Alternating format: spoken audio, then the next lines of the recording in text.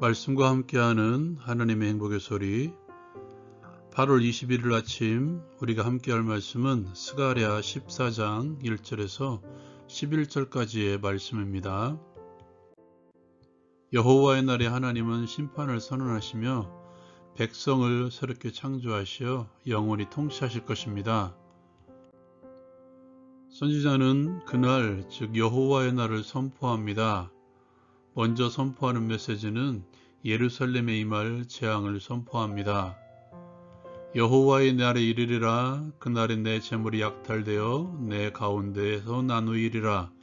내가 이방 나라들을 모아 예루살렘과 싸우게 하리니 성읍이 함락되며 가옥이 약탈되며 부녀가 욕을 당하며 성읍 백성이 절반이나 사로잡혀 가려니와 남은 백성은 성읍에서 끊어지지 아니하리라.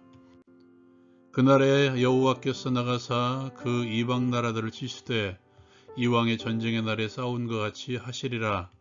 그날에 그 이발이 예루살렘 곧 동쪽 감람산에 서실 것이요 감람산은 그 한가운데가 동서로 갈라져 매우 큰 골짜기가 되어서 산 절반은 북으로 절반은 남으로 옮기고 그 산 골짜기는 아셀까지 이를지라.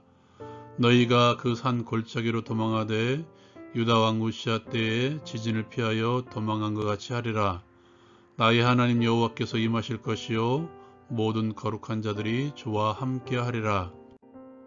선지자는 여호와의 날에 임할 징조들을 소개하고 있습니다. 그날에는 빛이 없겠고 광명한 것들이 떠날 것이라. 여호와께서 하시는 한 날이 있으리니 낮도 아니요 밤도 아니라 어두워 갈 때에 빛이 있으리로다. 그날의 생수가 예루살렘에서 솟아나서 절반은 동해로 절반은 서해로 흐를 것이라. 여름에도 겨울에도 그러하리라. 여호와께서 천하의 왕이 되시리니 그날에는 여호와께서 홀로 한 분이시요 그 이름이 홀로 하나이실 것이라. 온 땅이 아라바같이 되되 게바에서 예루살렘 남쪽 림몬까지 이를 것이며 예루살렘이 높이 들려 그 본처에 있으리니 베냐민 문에서부터 천문 자리와 성 모퉁이 문까지 또 하나늘 망대에서부터 왕의 포도주 짜는 곳까지라. 사람이 그 가운데 살며 다시는 저주가 있지 아니하리니 예루살렘이 평안히 서리로다. 이 말씀을 가지고 함께 적용을 위해서 나누기를 원합니다. 이 시간에 여호와의 날에 대해서 함께 나누기를 원합니다. 오늘 선지자가 그리고 있는 여호와의 날은 모든 것을 무너뜨리시는 날입니다. 선지자는 예루살렘이 재물을 빼앗길 것이고 성읍이 함락되고 가옥이 약탈을 당하고 부녀가 욕을 당하며 성읍 백성이 절반이나 사로잡혀 갈 것이라고 말씀하고 있죠. 하나님의 백성들이 약탈을 당하고 성읍이 함락되고 사로잡혀가는 그날이 여호와의 날이라고 전한다는 것은 그 일, 예루살렘에 임하는 재앙의 일의 주체가 하나님이심을 드러내고 있죠. 하나님께서 그들을 무너뜨리시고 힘들게 하신다는 것입니다. 왜 무너뜨릴까? 우리는 이것을 바벨탑 사건을 통해서 간접적으로나마 엿볼 수 있는데요. 바벨탑이 무너진 이유에 대해서 우리의 이름을 내고 온 지면에 흩어짐을 변하자 하는 것이 그 이유였죠. 사람들이 자신들의 이름을 드러내고자 하여 세운 탑이었기 때문이죠. 범죄한 가인이 하나님을 떠나 자녀를 낳고 한 일이 바로 자녀인 에녹을 위해서 성을 쌓은 것이었습니다. 자신들만의 성을 이루려고 하는 것이 바로 인간의 본성이라는 것이죠. 어쩌면 바벨탑도 커다란 성읍이 아니었는가 저는 생각합니다. 사람들은 끊임없이 자신들만의 성을 구축하려고 합니다. 성을 쌓는 이유 가운데 하나가 바로 다른 이들과의 차별 그리고 다른 것으로부터의 보호이죠. 근데 문제는 그 보호하려는 대상이 바로 하나님이 계신다는 것입니다.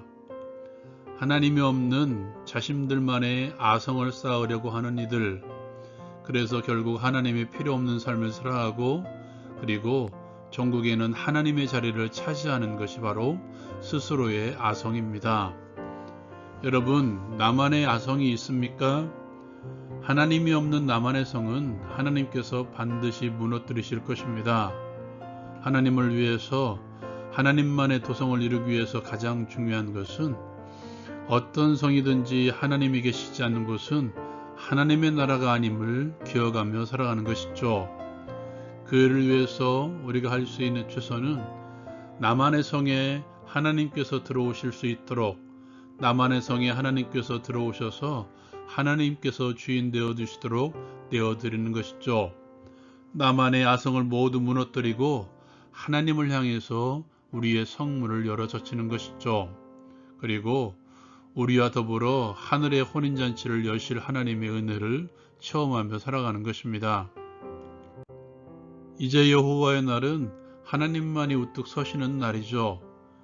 나만을 위한 나만의 모든 성을 무너뜨리실 때 그 성 중에 하나님께서 임재하십니다.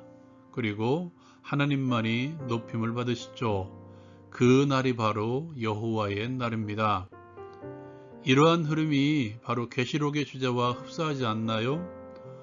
모든 하나님 없는 것들을 무너뜨리시고 하나님께서 높이 서시며 거기에 하나님의 거룩한 백성들이 주의 어린 양과 함께 시온산에 서 있으며 또한 빛이 없고 광명한 것들이 사라집니다. 하나님이 빛이 되시기 때문이죠. 보좌로부터 물이 흘러나와 강을 이루는 하나님의 나라. 오늘 말씀에서는 그날에 생수가 예루살렘에서부터 솟아난다고 표현하고 있죠. 그리고 다시 저주가 없는 나라, 그 날. 이 날의 출발은 이 땅에 천하의 왕이신 하나님의 아들 예수 그리스도가 내려오셨을 때입니다. 또한 우리 개인적으로는 주 예수 그리스도를 믿음으로 나의 주 나의 왕으로 인정하고 받아들일 때이죠. 계시록 4장에 보면 성도들을 대표하는 24장로들이 하나님께로부터 받은 영광스러운 면류관을 다시 하나님의 보좌 앞에 드리며 모든 영광을 하나님께 드리죠. 이러한 계시록의 하늘성전의 삶, 하늘성전의 예배를 이 땅에서 재현하는 것입니다. 그것이 바로 예수 그리스도를 믿는 믿음의 삶이죠. 내가 받을 영광은 없으며 나의 말, 나의 생각, 나의 행동을 오직 하나님의 영광을 위해서, 하나님의 영광을 드러내기 위해서 하는 삶이, 행하는 말이 바로 믿음의 삶입니다. 믿음의 삶을 살아가는 우리는 그날 우리는 주와 함께 하늘의 평안, 하늘의 생수의 강을 통해 모든 갈증을 해결할 수 있을 것입니다. 예수님께서는 우리에게 이렇게 말씀하십니다. 나를 믿는 자는 그 배에서 생수의 강이 흘러나리라. 생수의 강이 장차 재림할 하나님의 나라에만 있는 것이 아니라는 것이죠. 지금 여기에서 주 예수 그리스도를 믿음으로 생수의 강을 체험할 수가 있다는 것이죠. 우리 주님께서는 말씀하십니다. 이는 믿는 자들이 받을 성령을 가리킴이라. 생수의 원천 되시는 예수 그리스도, 생수의 강이 되시는 성령 하나님. 생명의 생수를 맛보고 계십니까? 주 예수 그리스도 안에서 기쁨의 생수를 맛보고 계십니까? 그리고 그날은 여호와의 날은 주 예수 그리스도의 다시 오심으로 완성될 것입니다. 그때까지 성령 하나님을 통해서 기쁨의 생수를 맛보십시오. 하늘을 사랑하는 동역자 여러분, 성령의 생수를 오늘도 맛보십시오. 천하의 왕이신 하나님의 통치 아래 머물면서 하나님의 영이신 성령께서 주시는 기쁨의 생수를 맛보는 삶을 살아갑시다. 하나님이 계시지 않는 나만의 성을 무너뜨리게 하옵소서. 이제 주 예수 그리스도를 향해 문을 열게 하시고 주 예수께서 주시는 생수의 강을 함께 교제하며 맛보게 하옵소서. 예수님의 이름으로 기도합니다. 아멘. 여호와의 날은 시작되었고 이제 완성될 것입니다. 그날에 주와 함께 서기 위해서 지금 주와 동행합시다. 라운큐티 마칩니다.